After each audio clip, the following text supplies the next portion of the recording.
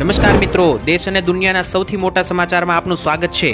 તો આજના તાજા સમાચાર મેળવવા માટે વિડીયોને અંત સુધી જોતા રહો અને આવા જ દરરોજના સમાચાર સૌથી પહેલા મેળવવા માટે આ ચેનલને સબસ્ક્રાઇબ કરવાનું ના ભૂલતા। તો મિત્રો આજના પ્રથમ સમાચાર વિશે વાત કરીએ તો વાવાઝોડું ગુજરાતમાં ત્રાટક્યું, 3 લોકોના જીવ લીધા અને 4 ઇંચ જેટલા વરસાદે ગુજરાત રાજ્યમાં ધબધબાટી બોલાવી। તેની વચ્ચે આ 4 ઇંચનો વરસાદ તો એક જ તાલુકામાં પડ્યો છે। આના સિવાય ગુજરાતમાં ઠેર ઠેર 3 અને 2 ઇંચ સુધીના વરસાદો પડ્યા છે। છેલ્લી 24 કલાકમાં ગુજરાતમાં રીતસરનું આબ ફાટતું જોવા મળ્યું। જ્યાં દર્શક મિત્રો સૌથી મોટા સમાચાર આવી રહ્યા છે ગુજરાતથી। હાલ અત્યારે જે વાવાઝોડા અને વરસાદી તાંડવ મચાવ્યું છે તે લઈને ખેડૂતોને માઠું નુકસાન ગયું છે। ખેડૂતોએ અત્યારે હાલ ફરીથી સરકાર પાસે સહાયની માંગ ઉઠાવી છે। ત્યારે બીજી બાજુ કેટલા ઇંચના વરસાદો ક્યાં પડ્યા છે તેના વિશે તમને જણાવું તો અમદાવાદની અંદર 4:15 થી મિત્રો જે છે તે રાત્રિના દરમિયાન વરસાદો શરૂ થયા। ત્યાંથી 4 ઇંચ જેટલો વરસાદ જે છે તે મિત્રો અમદાવાદના ધંધુકાની અંદર પડી ચૂક્યો છે। તેની સાથે સુરતમાં પણ 70 mm નો વરસાદ એટલે કે 3.5 ઇંચનો વરસાદ પડ્યો છે। ખેડામાં જે છે તે મિત્રો 2.25 ઇંચ વરસાદ। તેની સાથે અન્ય પણ જિલ્લાઓની વાત કરીએ તો નડિયાદ, આણંદ, વડોદરા, છોટાઉદેપુર, ઉત્તરીય ગુજરાતના ભાગમાં જોઈએ તો બનાસકાંઠા, સાબરકાંઠા, વાવથરાદ, અમરેલી, તેની સાથે મહેસાણા, દક્ષિણ ગુજરાતની અંદર સુરત, નવસારી, વલસાડ, આ બધા જ વિસ્તારોમાં જે છે તે 1 ઇંચ અને અડધા ઇંચ સુધીના ભારે વરસાદી માવઠા જોવા મળ્યા છે। ગુજરાત રાજ્યની અંદર મિત્રો સૌરાષ્ટ્રની વાત કરીએ તો સૌરાષ્ટ્રની અંદર પણ બોટાદથી લઈને ભાવનગર અને સુરેન્દ્રનગર જિલ્લાની અંદર અતિ ભયંકર ધોધમાર વરસાદ છેલ્લી 24 કલાકમાં રાત્રિ દરમિયાન પણ ભૂકા બોલાવતો વરસાદ પડ્યો।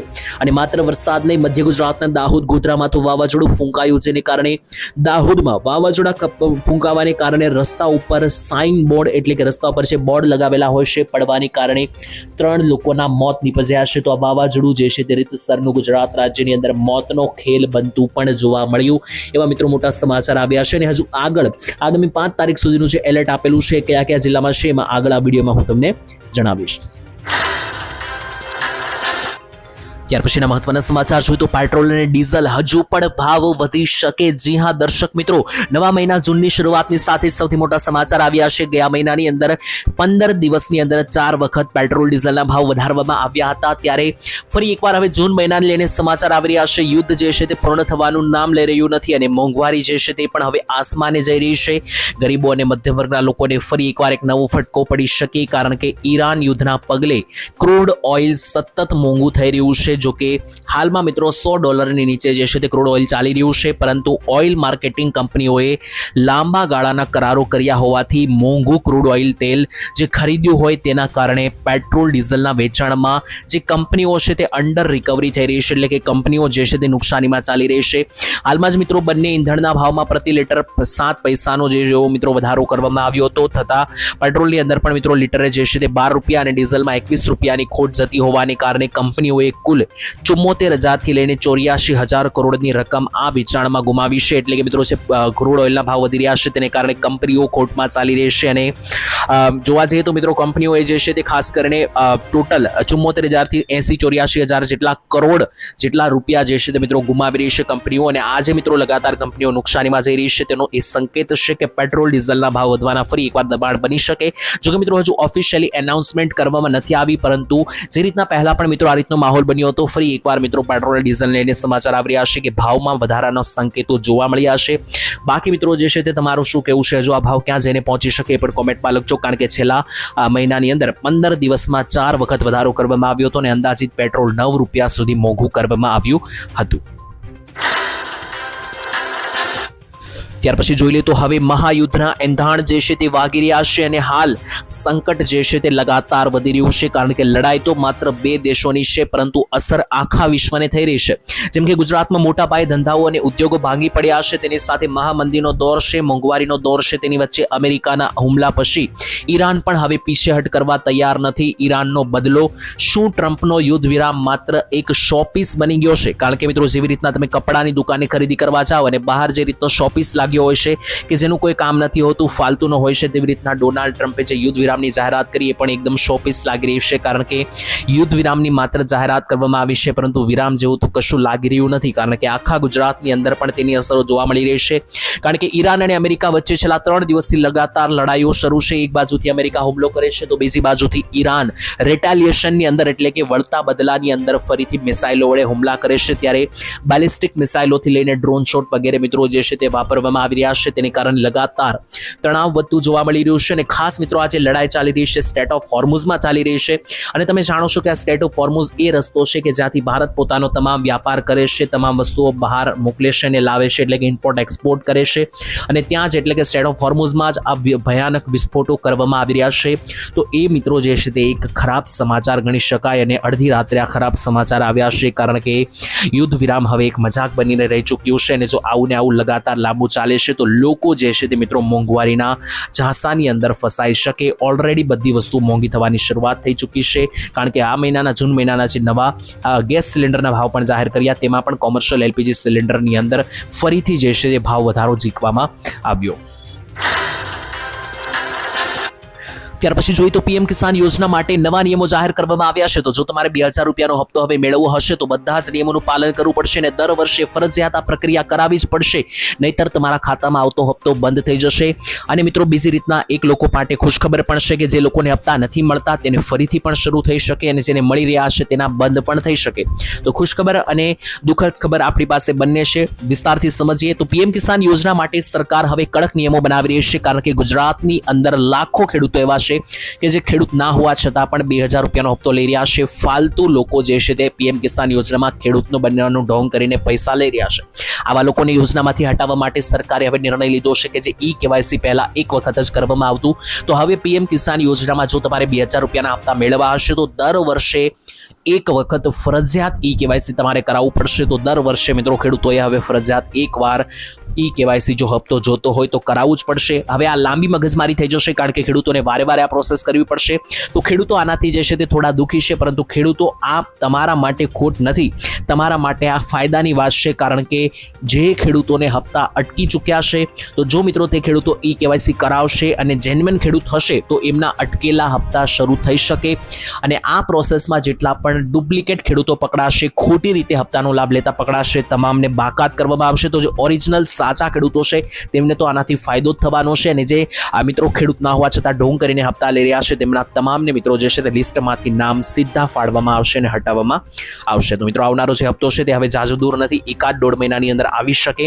23મો હપ્તો ક્યારે આવશે એના વિશે આવનારા વિડીયોમાં વાત કરીશું. તો એ બધી રેગ્યુલર માહિતી માટે આ ચેનલ સાથે સબસ્ક્રાઇબ કરીને જોડાયેલા રહેજો. ત્યાર પછીના મહત્વના સમાચાર જોઈએ તો ગુજરાત રાજ્યમાં હજુ ખતરો ટળ્યો નથી. 6 તારીખ સુધી ગુજરાતમાં કાયદેસર વરસાદ ભૂક્કા બોલાવવાનો છે. ત્યારે વરસાદને લઈને નવી માહિતી સામે આવી રહી છે. નવા એલર્ટો હવામાન ખાતાએ જાહેર કર્યા છે. એને લઈને શું નવી અપડેટ છે વિસ્તારથી સમજીએ. તો મિત્રો હવામાન વિભાગે અહીંયા ઓરેન્જથી લઈને યેલો એલર્ટ ગુજરાત રાજ્ય ઉપર જાહેર કરી દીધું છે. ઓલરેડી મિત્રો ગુજરાતમાં 2 તારીખ દરમિયાન સારો એવો વરસાદ પણ આપણને જોવા મળ્યો છે, જેની અંદર ગુજરાતમાં જે 2 તારીખે વરસાદ પડ્યો તેમાં મેં તમને આગળ જણાવ્યા વિડીયોમાં તે રીતે 4 ઇંચના વરસાદો પડ્યા છે, વાવાઝોડા પણ ફૂંકાયા છે. ત્યારે હવે ફરીથી જે નવી આગાહી છે તે મુજબ ગુજરાતમાં 6 તારીખ સુધી કડાકા ભડાકા સાથેના વરસાદી સિગ્નલો જોવા મળી રહ્યા છે. માત્ર વરસાદ નહીં, પવનો પણ ભયંકર જોવા મળશે, એટલે વાવાઝોડા જેવી સ્થિતિ પણ જોવા મળી શકે મધ્ય ગુજરાતની અંદર.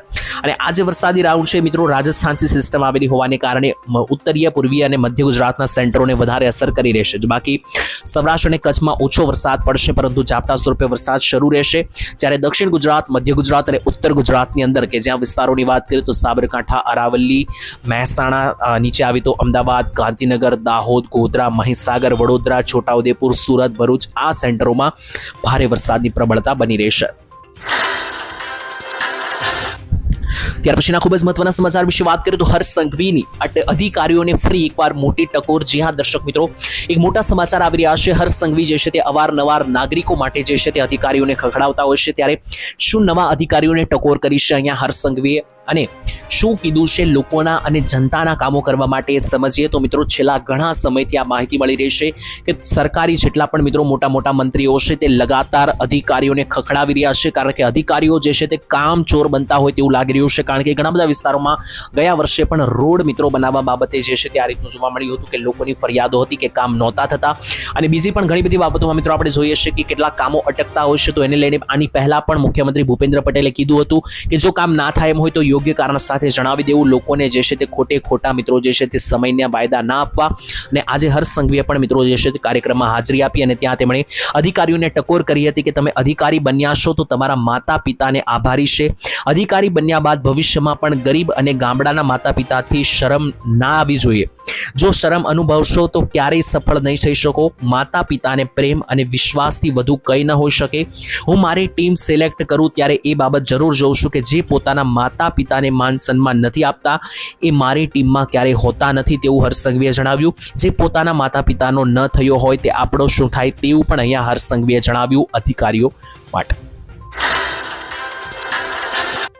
ત્યાર પછીના મહત્વના સમાચાર જોઈએ તો ગુજરાત રાજ્યના ખેડૂતો ફરી એકવાર આંદોલનની ચીમકી ઉચ્ચારી રહ્યા છે. ત્યારે તમે જાણો છો કે છેલ્લા ઘણા બધા સમયથી ખેડૂતો જે છે તે દુઃખી છે અને લગાતાર આંદોલનને લઈને ચીમકીઓ આપી રહ્યા છે. તેની વચ્ચે અત્યારે હાલ સૌથી મોટા સમાચાર આવી રહ્યા છે સૌરાષ્ટ્રમાંથી અને કેટલાક વિસ્તારોમાં રાજ્ય સરકાર દ્વારા જે ટેકાના ભાવે ખરીદી શરૂ કરવામાં આવી, સાથે જ સાબરકાંઠા જિલ્લાના પણ ખેડૂતોમાં ભારે રોષ જોવા મળી રહ્યો છે. સરકાર દ્વારા મોડી રાત્રે બહાર પાડવામાં આવેલા જે નવા પરિપત્રમાં ટેકાના ભાવ છે, ખેડૂતો અને કિસાન સંઘે ઉગ્ર વિરોધ કર્યો છે.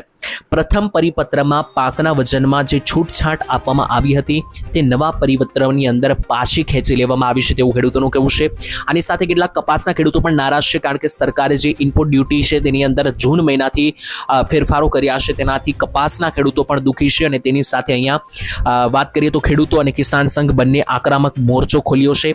કિસાન સંઘ દ્વારા આવતીકાલે મિત્રો જે છે તે ગુજરાત રાજ્યની અંદર મોટી સંખ્યામાં ખેડૂતો ગાંધીનગર પહોંચવા માટે આહવાન કરવામાં આવી રહ્યું છે. ખેડૂતોની માંગ એ છે કે સરકારે ખરીદીમાં પાકના વજનમાં આપેલી છૂટછાટ જે છે તે યથાવત રાખવી જોઈએ. જો ગાંધીનગર સરકાર સમક્ષ ઉગ્ર રજૂઆત કર્યા પછી પણ કોઈ જ સકારાત્મક ઉકેલ નહીં આવે તો ગુજરાત રાજ્યની અંદર રાજ્યભરમાં નવું આંદોલન શરૂ કરવાની ખેડૂતો જે છે તે અહીંયા ચીમકી આપી રહ્યા છે. તો મિત્રો ખેડૂતોની આ વાત જે છે તેનાથી તમે સહેમતિ ધરાવશો કે નહીં, તે પછી આ ખેડૂતો જે વાત અને પ્રસ્તાવ રાખી રહ્યા છે તે થવું જોઈએ કે નહીં, ખાસ મિત્રો એક વખત તમારો પ્રસ્તાવ કોમેન્ટમાં નીચે લખીને જણાવી આપજો. ત્યાર પછીના ખૂબ જ મહત્વના સમાચાર જોઈએ તો ગરીબો માટે સરકારે હવે 1,20,000ની જગ્યાએ 1,70,000 રૂપિયાની સહાય આપશે. સૌથી મોટા સમાચાર મિત્રો ફરીથી વાત કરીએ તો ગરીબો માટેની આ યોજના છે પ્રધાનમંત્રી આવાસ યોજના. અને આની અંદર ઘણા લોકોને એવું છે કે આવાસ બનાવવા માટે જ સરકાર પૈસા આપે છે કે તમારે આવાસમાં ફરજિયાત ઘર લેવું પડે છે. એવું નથી મિત્રો, તમારી જમીન ઉપર તમે ઘર ચણવા માંગો છો, ગામડાઓની અંદર તમે રહો છો ને તમારે ઘર પાકા બનાવવા છે, પાકું ઘર ચણવા માંગો છો, સપનાનું ઘર બનાવવા માંગો છો, તો સરકાર હવે તમને આ યોજનાની અંદર જે છે તે પૈસા આપવા જઈ રહી છે. અને હવે તો પૈસા વધારવામાં આવ્યા છે. 50,000 રૂપિયા સીધા સરકારે વધારી દીધા છે બજેટમાં. હું વાત કરી રહ્યો છું પ્રધાનમંત્રી આવાસ યોજના વિશે, કે જેમાં સરકાર પહેલા માત્ર 1,20,000 રૂપિયા આપતી હતી, પરંતુ હવે સરકારે એમાં 50,000 રૂપિયાનો જંગી વધારો કર્યો છે. અને હવે જો તમારે સપનાનું મકાન બનાવવું હશે તો 1,20,000 નહીં પરંતુ 50,000 વધારીને 1,70,000 રૂપિયા જે છે તે તમને આ યોજનામાં મળવા પાત્ર થશે. જો તમારે પણ મિત્રો પોતાના સપનાનું ઘર બનાવવું હોય તમે પણ આ યોજનામાં જે છે તે અરજી કરી શકો અને લાભ લઈ શકો. ત્યાર પછી જોઈએ તો મહત્વના સમાચાર આવી રહ્યા છે. જો તમારી પાસે આ એક કાર્ડ હશે તો તમને હવે મળશે સીધા 10 લાખ રૂપિયા સુધીની સહાય, અને એ પણ હોસ્પિટલોની અંદર. મિત્રો જાણો છો કે આપણે જે છે તે ઘણી બધી મહેનતથી પૈસા કમાતા હોઈએ છીએ, જેમાં ખાસ તો જે મધ્યમ વર્ગના અને ગરીબ વર્ગના લોકો છે આખી જિંદગી લગાવી દેશે, ત્યારે હદ મારીને 5-10 લાખ રૂપિયાની બચત કરી શકે છે. અને ત્યાર પછી એક એવું દવાખાનું આવી જાય છે કે એક જ દવાખાનામાં આખા જિંદગીની મહેનતની બચત કરેલી પૈસા છે 5-10 લાખ એ પણ જતા રહેશે. આવું લોકો સાથે ના થાય એટલા માટે સરકારે કાર્ડ ચલાવે છે, અને આ કાર્ડ તમારી પાસે હોવું જોઈએ.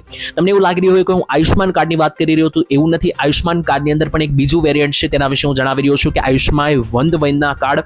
તમને આયુષ્માન કાર્ડ વિશે તો ખબર હશે, પરંતુ આયુષ્યમાન વયવંદના કાર્ડ વિશે નહીં ખબર હોય.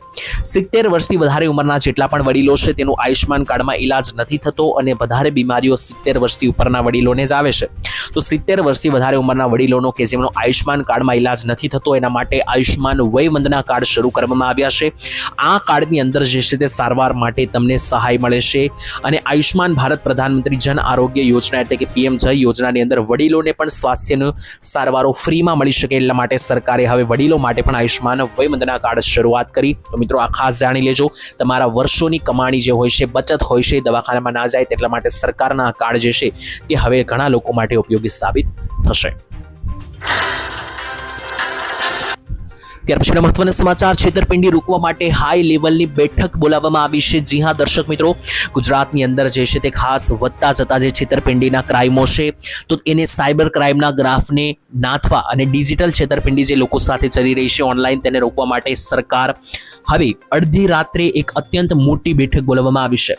રાજ્યના નાયબ મુખ્યમંત્રી અને ગૃહમંત્રી હર્ષ સંઘવીએ મોડી રાત્રે રાજ્યના તમામ ઉચ્ચ પોલીસ અધિકારીઓ સાથે ઇમરજન્સી વિડીયો કોન્ફરન્સ યોજી હતી. આ બેઠકમાં લેવાયેલા કડક નિર્ણય મુજબ આજથી એટલે કે 2 જૂન 2026થી સમગ્ર ગુજરાત રાજ્યમાં ઓપરેશન મ્યુઅલ હન્ટ 2.0 લોન્ચ કરીને સાયબર ગુનેગારોને વિરુદ્ધ એક વ્યાપક મોરચો ખોલવામાં આવ્યો છે. અને અહીંયા મિત્રો ગૃહમંત્રી દ્વારા અચાનક બોલાવવામાં આવેલી જે આ મધરાત્રિની હાઈ લેવલની બેઠક છે તેને પગલે ગાંધીનગર સચિવાલય ગૃહ વિભાગ માટે ભારે દોડધામ મચી ગઈ. રાજ્યના પોલીસ વડા સહિત તમામ ટોચના પોલીસ અધિકારીઓ તાબડતોડ સચિવાલય ખાતે દોડી આવ્યા અને આ high profile video conference meeting જે યોજવામાં આવી તેની અંદર અધિકારીઓ મધરાત્રે લાઈવ જોડાયા અને પોતપોતાના જિલ્લાઓના વર્તમાન સુરક્ષા સ્થિતિ તેમજ સાયબર ક્રાઇમના કેસોને ઘટાડવા માટે હર્ષ સંઘવી ગૃહમંત્રીએ સમક્ષ રજૂઆત જે છે તે કરવામાં આવી. કારણ કે અત્યારે ઓનલાઈન લોકોને વધારે છેતરવામાં આવી રહ્યા છે, છેતરપિંડી સાયબર ક્રાઇમ ચાલી રહ્યા છે તેને કંટ્રોલમાં લાવવા માટે અને આ ગેંગો જે છે તેને નાથવા માટે સરકારે અડધી રાત્રે high level press conference video conference યોજી.